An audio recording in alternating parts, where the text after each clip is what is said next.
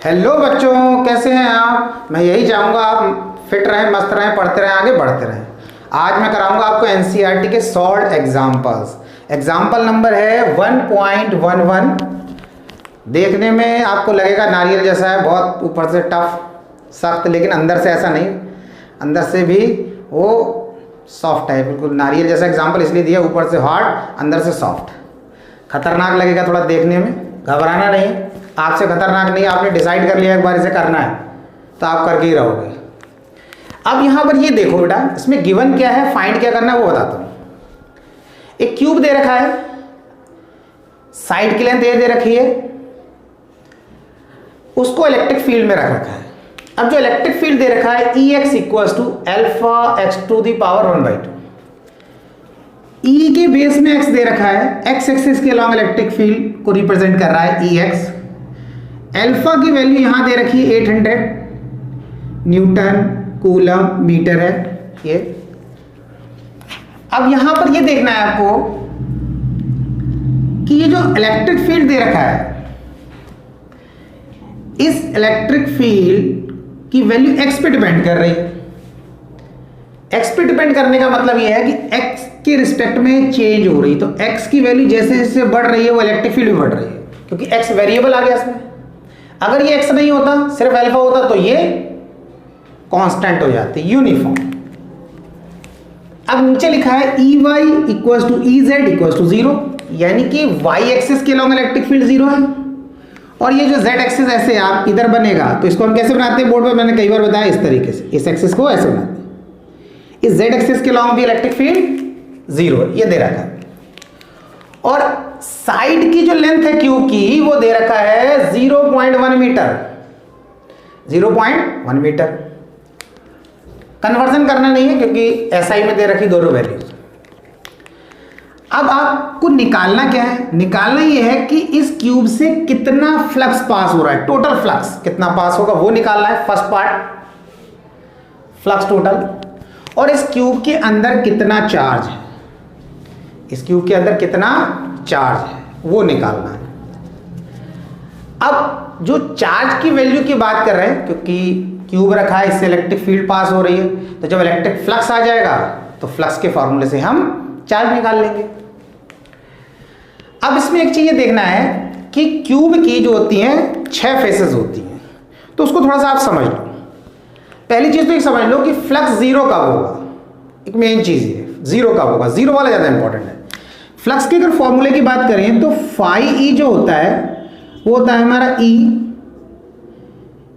Dot S, तो हम इसको लिख लेते हैं E S cos थीटा।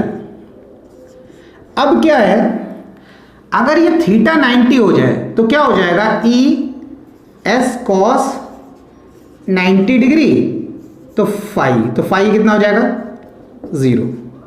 कहने का मतलब यह है कि अगर इस इलेक्ट्रिक फील्ड और इस S एरिया वेक्टर के बीच में, ये S एरिया वेक्टर है, इन दोनों के बीच का एंगल ये है, इन दोनों के बीच में अगर एंगल 90 हो गया तो उस फेस से जो फ्लक्स पास हो रहा है वो 0 हो जाएगा। ठीक, अब आप इसको थोड़ा सा इस तरीके से समझिए। मेरे पास क्यूबॉइड है, क्यूब समझ लो इसको। अभी इसकी भी 6 फेसेस हैं, देखो ये ऐसे रखा हुआ, इस तरीके से रखा है, इसी की पोजीशन में बता दिया मैंने। अब इलेक्ट्रिक फील्ड ऐसे जा रही है, इलेक्ट्रिक फील्ड की यहाँ पर स्ट्रेंथ कम है, यहाँ और ज़्यादा और ज़्यादा, और इस तरीके जैसे आगे आगे बढ़ते आ रहे हैं, right hand side left to right बढ़ रहे हैं, इलेक्ट्रिक फील्ड की स्ट्रेंथ बढ़ती जा रही है। ये तो इलेक्ट्रिक फील्ड की बात हो गई।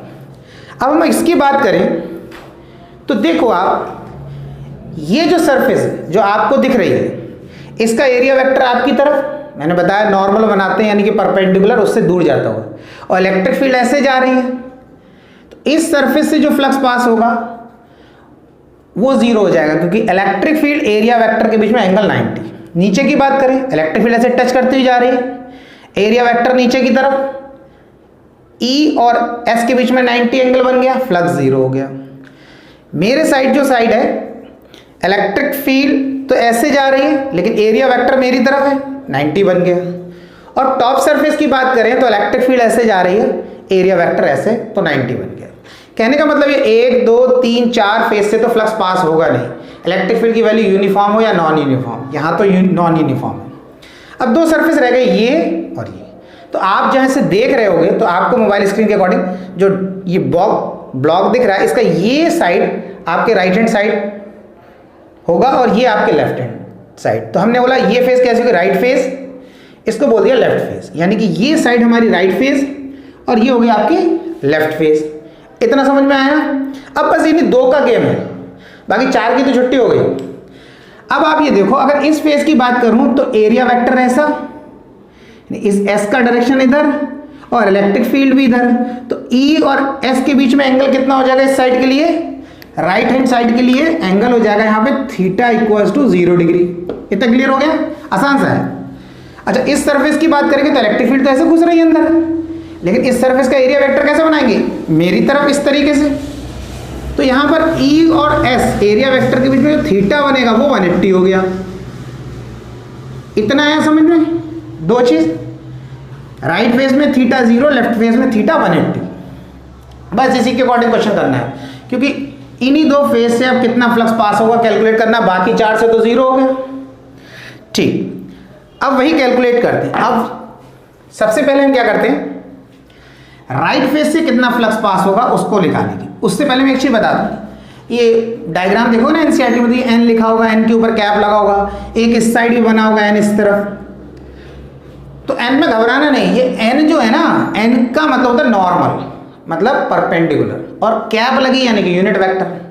तो जब भी किसी सरफेस में ये एन कैप लगा देंगे तो ये समझ लेना वो उस सरफेस के नॉर्मल को रिप्रेजेंट करेगा, परपेंडिकुलर डायरेक्शन को रिप्रेजेंट करेगा। तो किसी भी सरफेस पर जब आप नॉर्मल या परपेंडिकुलर ड्रॉ करते हैं तो वो किसको रिप्रेजेंट करता है? और दूसरी चीज, इस टाइप के क्वेश्चन में एरिया वेक्टर, एरिया वेक्टर कैसे बनाते हैं, किसी भी सरफेस के परपेंडिकुलर। तो यहां पर जो एन है इस एस के डायरेक्शन को रिप्रेजेंट कर रहा है। एस क्या है? एरिया, और जब हम एरिया वेक्टर बोलते हैं उसमें डायरेक्शन भी आ जाता है। तो इसमें आप कोई कंफ्यूज मत होना कि एन क्यों लिख दिया है, कुछ है इसमें, कुछ नहीं। एन जो है एरिया वेक्टर के डायरेक्शन को रिप्रेजेंट कर रहा है, बस इतना है। अब हमने क्या करना है, राइट फेस से कितना फ्लक्स पास होगा, यानी कि हम इस फेस से कितना फ्लक्स पास होगा वो निकालेंगे, और फिर इससे निकालेंगे, और फिर उन दोनों को टोटल कर देंगे। तो पहले हमने क्या किया, हमने लिखा यहां पर फाई, फ्लक्स लिखा, ई इलेक्ट्रिक फ्लक्स है और राइट फेस से, इसलिए मैंने आर लगा दिया। अब फ्लक्स का फॉर्मूला क्या होता है, ई ए या एस लिख लो, ए भी लिख सकते हैं, एस भी लिख सकते हैं, ई एस कॉस थीटा, ये मैंने फॉर्मूला लिख रखा है, ई एस कॉस थीटा। अब राइट फेस की बात अगर हम कर रहे हैं तो जो राइट फेस है यहां पर इलेक्ट्रिक फील्ड होगी कितनी, क्योंकि इलेक्ट्रिक फील्ड तो लेफ्ट टू राइट चेंज हो रही है, उसकी वैल्यू तो इंक्रीज कर रही है।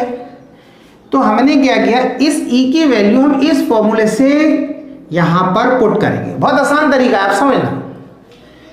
तो हमने क्या किया, अल्फा के प्लेस पर तो अल्फा लिख दिया, मतलब आप ये समझे ई एक्स की वैल्यू मैं ऐसे निकाल रहा हूं, ई एक्स, तो इस अल्फा के प्लेस पर तो मैंने अल्फा पुट कर दिया। अब ये एक्स से डिस्टेंस, तो किस डिस्टेंस की बात कर रहे हैं हम, इस राइट फेस की बात कर रहे हैं। तो राइट फेस का डिस्टेंस ओरिजिन से कितना है, ए तो इतना है और इतना एक और ए लेंथ हो गई, तो टोटल यहां से यहां तक कितनी हो गई, 2a। तो इस x की जगह पर हमें 2a लिख देना है, 2a। और 1/2 जो लिखा होता है उसका मीनिंग होता है रूट। आपने मैथ्स में पढ़ा होगा, ऐसे लिखा था ना, हम लिख देते हैं रूट x, तो इसको क्या लिख देते हैं, x to the power 1/2। Simple है, कोई दिक्कत थोड़ी है। तो हम इसमें क्या कर देते हैं, लगा देते हैं रूट। तो ये तो ex की वैल्यू आ गई हमारी। इस साइड के लिए यहां पर कितनी इलेक्ट्रिक फील्ड होगी उसको हम यहां पुट कर देते हैं इसके प्लेस पर। तो अल्फा लिखा, रूट लिखा, 2a कर दिया। अब बात आई s को भी ऐसे ही रहने देते हैं। s क्या है, सरफेस एरिया, सारी साइड का सरफेस एरिया बराबर है क्यूब है, तो उसको हमने लिख दिया s। याद रखना s क्या है, सरफेस, किसी भी एक फेस का, इस फेस का, इस फेस का, तो अभी इस फेस की बात कर रहे हैं, सारी फेस का तो बराबर ही है, तो राइट फेस का सरफेस एरिया। cos थीटा कितना हो जाएगा, 1, तो 1 कितना हो जाएगा, 1 मल्टीप्लाई कर दो तो ये तो इतना ही रहेगा, अल्फा रूट 2as। ठीक है, ये हमारा आ गया हमारा। इसको हमने क्या करना है, अभी इसको ऐसे छोड़ देना। अब क्या करना है, हमें लेफ्ट फेस की बात करते हैं। लेफ्ट फेस से कितना फ्लक्स पास होगा, उसको देखते हैं। अब लेफ्ट फेस से जो फ्लक्स पास है, इलेक्ट्रिक फ्लक्स है, तो ई लिख दिया, लेफ्ट से पास हो रहा है एल लिख दिया। अब इसमें भी यही कॉन्सेप्ट लगाना है, ई एस कॉस थीटा वाला। तो ई के प्लेस पर क्या पुट करेंगे? अब हम बात कर रहे हैं लेफ्ट फेस की बात कर रहे हैं, तो ई अभी ये तो क्या था, राइट फेस के लिए निकाला था। तो आप यहां पर अगर एक्स से कंफ्यूज हो रहे हैं तो इसको लिख दो आप ई आर राइट फेस के लिए, और इसको लिख लो ई एल लेफ्ट फेस के लिए, ज्यादा क्लियर हो जाएगा। अब लेफ्ट फेस के लिए है तो अल्फा का फॉर्मूला तो यूज करना है, अल्फा के प्लेस पे क्या करेंगे हम, अल्फा लिख देंगे, तो कांस्टेंट है। पर ये जो x है ये डिस्टेंस है, तो अब कहां की बात कर रहे हैं, इस फेस की बात कर रहे हैं। तो जब इस फेस की बात कर रहे हैं तो यहां पर यानी कि इस फेस का डिस्टेंस ओरिजिन से कितना a, तो हमने क्या कर दिया, x की जगह लिख दिया a। अब क्योंकि 1/2 है तो हमने इसको लिख दिया रूट। तो इस फॉर्मूला हमारा मैं लिख देता हूं, चलो आपको और सिंपल रहेगा इस तरीके से। तो हमने इस e के प्लेस पर लिख दिया, ये e की वैल्यू लेफ्ट फेस के लिए है।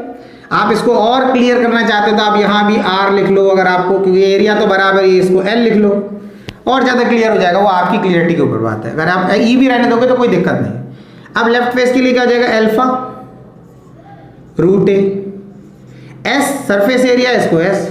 अब cos कितना है, हम पहले ही बता दिया 180, तो 180 की वैल्यू कितनी है, -1, तो मैं -1 है तो सीधा माइनस यहीं लगा देता हूं, फाई ई एल।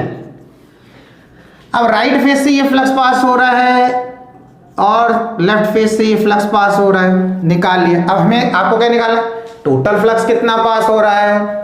तो जब टोटल फ्लक्स की बात करें तो फाई ई टोटल, तो टोटल कितना होगा, phi E right plus phi E left. भाई टोटल ऐसे करो, दोनों का ऐड करना है। अब फाई ई राइट कितना है, फाई राइट हमने यहां देखा तो है अल्फा रूट 2a, एस के प्लेस पर एस, यहां लगाया प्लस। अब ये तो वैल्यू माइनस में है तो इसको हमने माइनस में लिख दिया, minus alpha root A S. इतना क्लियर हो गया। उसके बाद क्या करना है हमें, alpha root 2as minus plus minus minus हो जाएगा, अल्फा रूट ए एस। इतना आ गया। अब इतना जब हो गया तो उसके बाद हम क्या करेंगे, इसको रब कर देता हूं।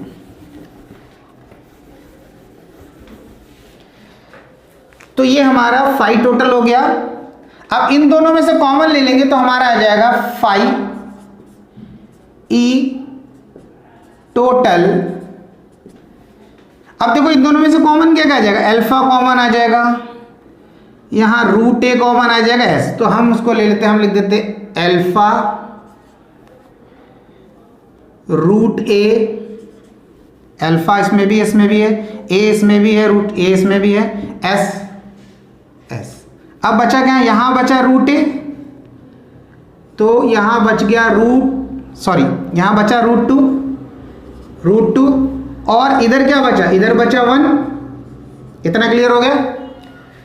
अब क्या करना है हमें, अब इनकी वैल्यूज पुट कर दो। अल्फा कितना है, अल्फा है आपका 800, रूट ए, तो रूट, अब ए क्या है, साइड है, कितनी दे रखी है, ये देखो दे रखा है 0.1। एस क्या है, सरफेस एरिया है, तो एरिया स्क्वायर क्या हो जाएगा, side into side. Side into side का मतलब ये हो गया, एस हो गया हमारा साइड इंटू साइड, तो ए इंटू ए, तो कितना हो जाएगा, एस के प्लेस पर आप क्या लिख सकते हो, एस के प्लेस पर आप लिख सकते हो ए का स्क्वायर, साइड इंटू साइड। और ए कितना दे रखा है, ए तो आपको पता है 0.1 दे रखा है, तो मैं क्या करूंगा, इस एस के प्लेस पर 0.1 इंटू 0.1 कर दूंगा। देखो ए की वैल्यू यहां दे रखा है, एस सरफेस एरिया स्क्वायर का साइड इंटू साइड। अब अंदर क्या बचा, यहां रहेगा ब्रैकेट और ये रहेगा, देखो रूट टू की वैल्यू आपको पता होगा 1.41, बस। वैसे तो आगे 1.4142 होता, लिखना नहीं, डेसिमल के बाद 2 डिजिट था, और -1 कर दो, ये हो गया। अब क्या करो, 800। अच्छा एक चीज ध्यान रखना बेटा, ये 0.1 का जो रूट आएगा वो आएगा 0.316, 0 यानी कि रूट ऑफ 0.1 इसका आएगा 0.316, और भी आगे वैल्यू आएगी। देखो जनरली देखने में ऐसा लगता है कि जब हम स्क्वायर रूट की बात करते हैं तो लगता है 4 का स्क्वायर रूट, 4 का अगर हम स्क्वायर रूट निकालें 2 आ गया, 16 का निकाला तो 4 आ गया, तो कम वैल्यू। लेकिन इसमें देखने में लगता है ये तो 0.1 है, इसका स्क्वायर रूट लगा ला तो और 0.1 से कम होता है, ये तो 0.1 से ज़्यादा हो गया, लेकिन एक्चुअल में इसका यही आएगा स्क्वायर रूट। तो हम इसको राउंड अप करके लिख सकते हैं 0.32। ठीक है, आप निकाल के देख लेना, मैंने आपको बता दिया। तो ये आ गया हमारा 0.32, इसका स्क्वायर रूट 0.1 0.1 तो ये जाएगा 0.01, और यहाँ क्या आ जाएगा 1.41 में से माइनस करेंगे तो ये आ जाएगा इंटू 0.41।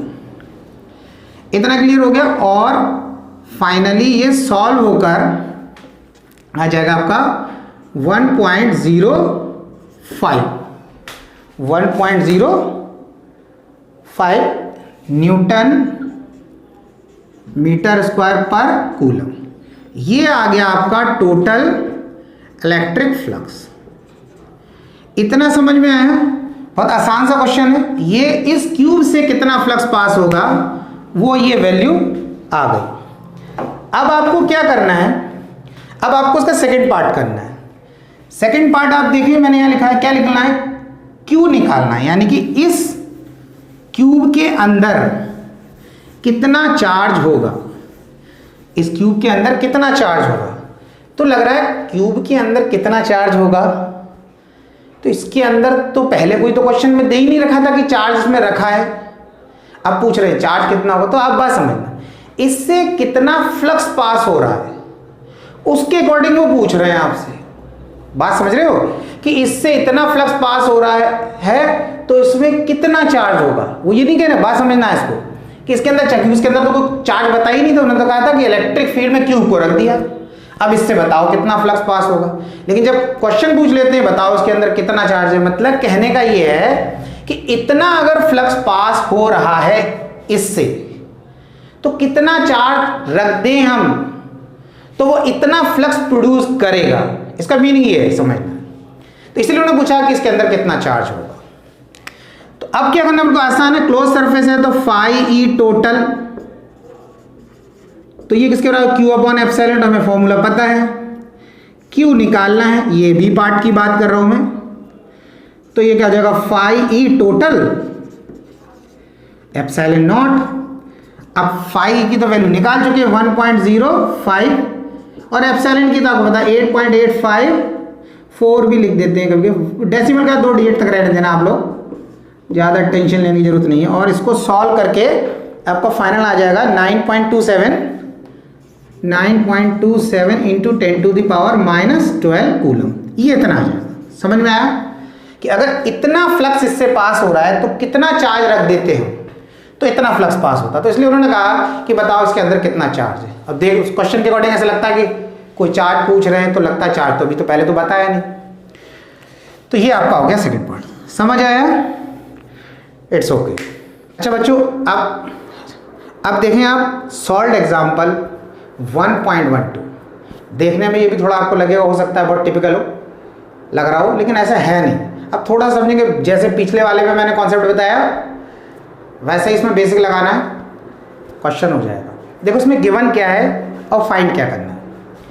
एक सिलेंडर दे रखा है आपको, सिलेंडर दे रखा है, सिलेंडर की टोटल लेंथ दे रखी है 20 centimetre, length of the cylinder 20 centimetre.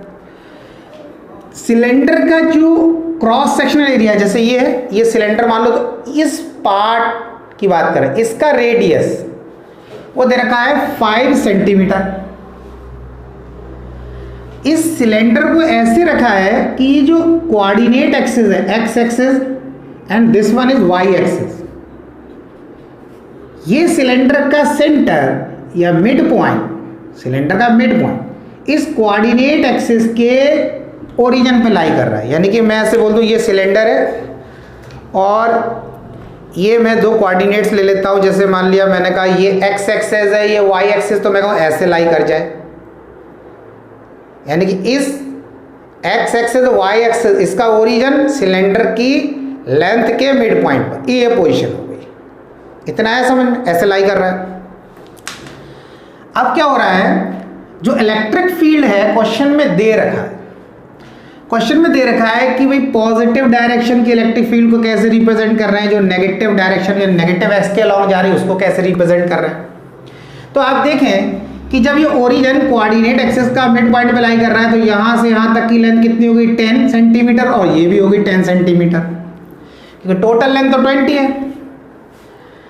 अब उन्होंने कहा जो पॉजिटिव एक्स की तरफ इलेक्ट्रिक फील्ड जा रही है, ये ई, उसको उन्होंने रिप्रेजेंट करा 200 आई। मैं पहले बता चुका हूं, अगर आई होगा तो एक्स एक्सिस को रिप्रेजेंट करेगा,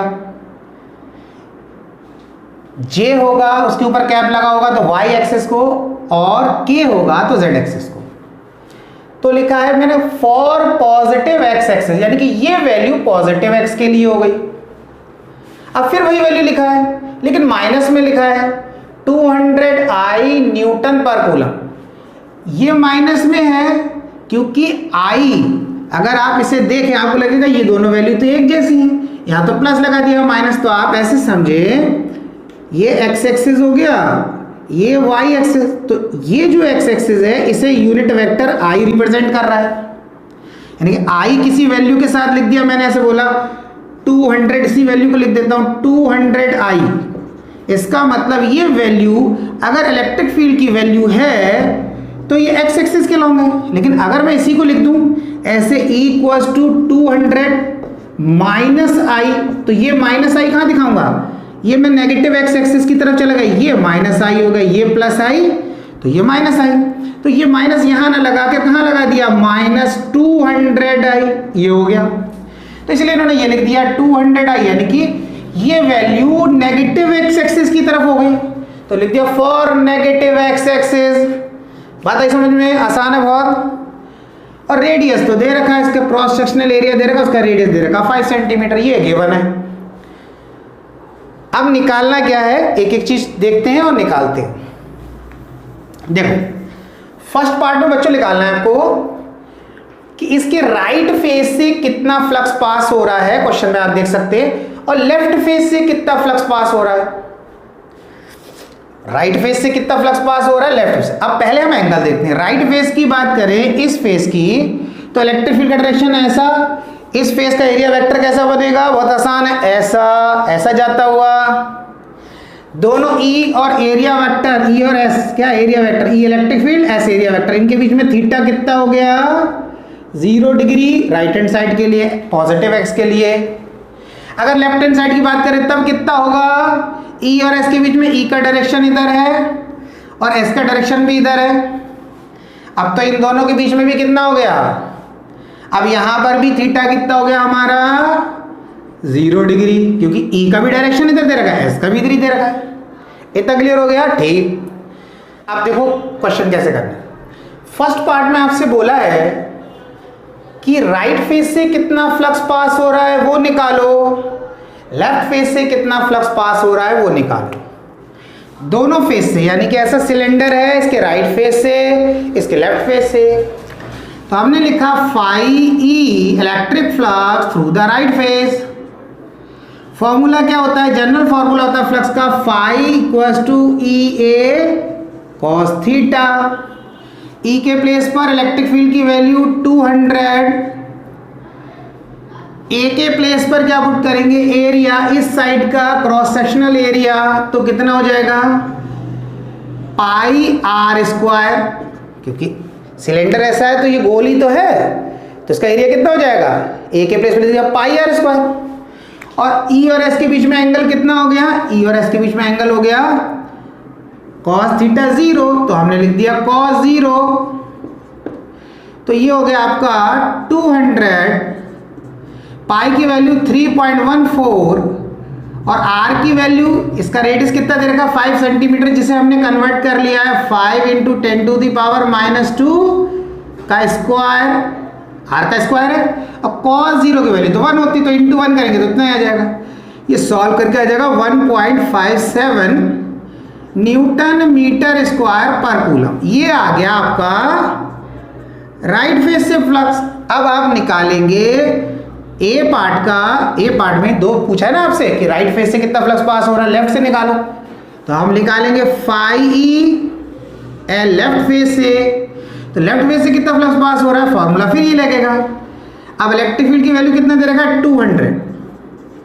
तो ई के प्लेस पर हमने 200 पुट कर दिया और एरिया के प्लेस पे फिर क्या पुट करेंगे हम, पाई आर स्क्वायर, और कॉस थीटा की जगह क्या पुट करेंगे, कॉस 0। अब इधर एक चीज देखना, पॉइंट समझना। पहले कई बच्चों को डाउट होगा भाई ये आई लिखा था, ये आई तो लिख ही नहीं रहे, यहां पे भी आई नहीं लिखा। देखो क्या होता है ना, अगर आप इसी में फाई इक्वल्स टू ई ए, अगर आप ये थीटा नहीं लगाते हो, ये पॉइंट समझना है, बहुत आसान सी चीज है। ई को भी वेक्टर फॉर्म में लिख दो, आई को भी एरिया को भी वेक्टर फॉर्म में लिख दो, यानी कि ई को आई जे के की फॉर्म में और ए को भी हमने आई जे के की फॉर्म में लिखा है। तब तो हम इसमें भी आई जे के जो भी आ रहा है वो लगाएंगे, यहाँ पर एरिया में जो आई जे या के आ रहा है वो लगाएंगे। तब हम ये कॉस थीटा नहीं लिखते। लेकिन अगर हम ये कॉस थीटा लगा देते ना, तो फिर ई के प्लेस पर, इस ई के प्लेस पर ई का मैग्नीट्यूड लिखते हैं। इसीलिए हम ये आई नहीं लगा रहे। हमने आई क्यों नहीं लिखा, क्योंकि हम कॉस थीटा लगा रहे हैं ना यहाँ पर। अगर हम सिर्फ ई और इस तरीके से ई और ए की वैल्यू लिखते तब लगाते हैं। इतना क्लियर हुआ। दूसरी चीज अब लग रहा होगा सेकंड पार्ट में, ये तो वैल्यू माइनस में दे रखी, तो हमने तो प्लस में पुट कर दिया।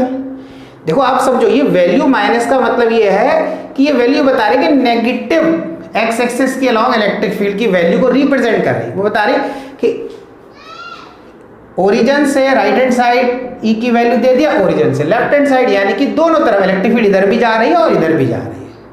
इतनी बात है समझ में। तो हमें यहाँ पे न्यूमेरिकल वैल्यूज की पुट करना है, उसमें साइन नहीं, क्योंकि हमें पहले ही पता, क्योंकि हम डायरेक्शन यहाँ प्रोवाइड पुट कर तो रहे हैं। ई और एस के बीच में क्या एंगल है, उन दोनों के बीच में एंगल यहाँ पुट कर रहे हैं, तो इसलिए हमने नहीं पुट करा है।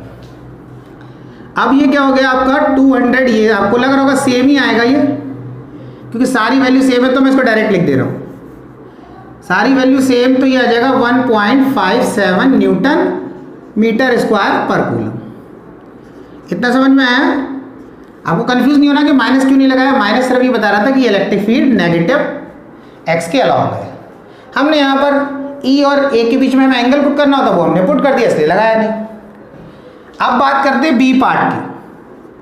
बी पार्ट में पूछा है इसके साइड से कितना फ्लक्स पास हो रहा है, यानी कि अगर ये सिलेंडर है तो उसके कर्व सरफेस से कितना हो रहा है। तो देखो इलेक्ट्रिक फील्ड अगर यहाँ ओरिजिन से बात करें तो इधर जा रही है, और इसी ओरिजिन से इस साइड की बात करें तो इधर जा रही है। इस राइट हैंड साइड की बात कर लो या लेफ्ट हैंड साइड। और एरिया वेक्टर अगर बनाओगे कहीं पर भी, तो उसका डायरेक्शन ऊपर की तरफ, अंदर की तरफ या नीचे की तरफ। आप ऐसे समझ सकते हो, जैसे ये सिलेंडर है, ये इसका मिड पॉइंट है, मैं ऐसे बना देता हूं, ये इसका मिड पॉइंट बना दिया, ये मैंने इसका मिड पॉइंट को रिप्रेजेंट कर रहा है। इस साइड इलेक्ट्रिक फील्ड इधर जा रही है, इस साइड इधर। अब मैं अगर एरिया वेक्टर बनाता हूं इसके कर्व सरफेस पे कहीं पर भी, ऐसे बनाऊं, ऐसे बनाऊं, ऐसे बनाऊं, या एरिया वेक्टर ऐसे बनाऊं, ऐसे, या साइड में बना लो ऐसे। आप खुद देखो इस एरिया वेक्टर के साथ इलेक्ट्रिक फील्ड कितना एंगल बना रही, 90। ऐसे बना दिया तब भी इलेक्ट्रिक फील्ड ऐसे, एरिया वेक्टर के साथ 90। ऐसे बना दिया, एरिया वेक्टर नीचे, इलेक्ट्रिक फील्ड 90। ऐसे बना दिया, कहीं पर भी बना लो। अब इस साइड इलेक्ट्रिक फील्ड कैसे, इधर जा रही, तो इलेक्ट्रिक फील्ड इधर जा रही, तो एरिया वेक्टर के साथ एंगल कितना बनना है, 90। तो कर्व सरफेस से तो फ्लक्स पास ही नहीं हो रहा है, तो कर्व सरफेस से जो फ्लक्स आ जाएगा, तो मैंने इसलिए लिखा यहाँ पर ऐसे, इसलिए लिख दिया सरफेस एरिया। किसकी बात कर रहे हैं, कर्व सरफेस एरिया की बात कर रहे हैं, यानी कि सिलेंडर ऐसा है, इसके इस सरफेस की बात कर रहे हैं, कर्व सरफेस एरिया। इसलिए एस सी, क्योंकि यहाँ भी हमने इस सरफेस को भी, इसके सरफेस एरिया को भी हम एस से रिप्रेजेंट कर रहे हैं, इसके भी कर रहे हैं, इसलिए एस सी लिख दिया। कैलकुलेट तो करना नहीं। तो ये जो फ्लक्स हो जाएगा आपका कर्व सरफेस एरिया से बात कर रहे हैं, वो 0 हो जाएगा। दिखा भी रखा है यहाँ पे, तो इलेक्ट्रिक फील्ड अगर इधर की बात कर रहे हो तो यहाँ 90 बन रहा है, और अगर इधर बना दोगे इलेक्ट्रिक फील्ड तो इसके साथ भी ये जो लाइन है एरिया वेक्टर की, वो 90 ही एंगल बनाएगी। ये तो 0 होगा, बहुत आसान है। अब थर्ड पॉइंट है, अब वो कह रहे हैं टोटल फ्लक्स कितना पास हो इस सिलेंडर से, टोटल फ्लक्स। तो आप खुद देखो, 3 सरफेस हो गए सिलेंडर के, राइट फेस ये वाली, लेफ्ट फेस और कर्व सरफेस। तो एक साइड ये हो गई, एक साइड ये हो गई, कर्ड सरफेस। कर्ड वाली से तो फ्लक्स जीरो हो रहा है, इससे पास हो रहा है, इससे पास हो रहा है, तो टोटल जब निकालना है इन दोनों को ऐड कर लो। तो फाई ई टोटल, तो राइट फेज से कितना पास हो रहा है ये 1.57 प्लस लेफ्ट फेज से कितना हो रहा है 1.57, तो ये टोटल होकर कितना आ जाएगा 7 2 14 1 5 10 1 3.14 ये आ गया। तो न्यूटन मीटर स्क्वायर पर कूलम ये आ गया। टोटल फ्लक्स आ गया, सिलेंडर से कितना फ्लक्स पास होगा। अब लास्ट क्या हो गया डी। अब डी पार्ट में क्या पूछा, अब वही चीज कि इसके अंदर चार्ज कितना है। तो अब समझ लो क्लोज सरफेस से फ्लक्स पास हो रहा है, उसके अंदर चार्ज पूछा है, तो फॉर्मूला कौन सा लगाते हैं, phi equals to Q upon epsilon not. तो क्यू किसके बराबर हो गया फाई, ये फाई ई टोटल की बात कर रहे हैं, टोटल, तभी हमें पता चलेगा टोटल चार्ज। तो phi Q equals to phi E total into epsilon not. तो फाई कितना निकाला हमने अभी, ये 3 लिख देता हूं मैं 3.14 और एप्सिलॉन की वैल्यू आपको 8.85, इतना ही रहने दो, 4 क्या लगाना -12, इतना आ गया। तो जब आप इसे मल्टीप्लाई करेंगे तो उसका आ जाएगा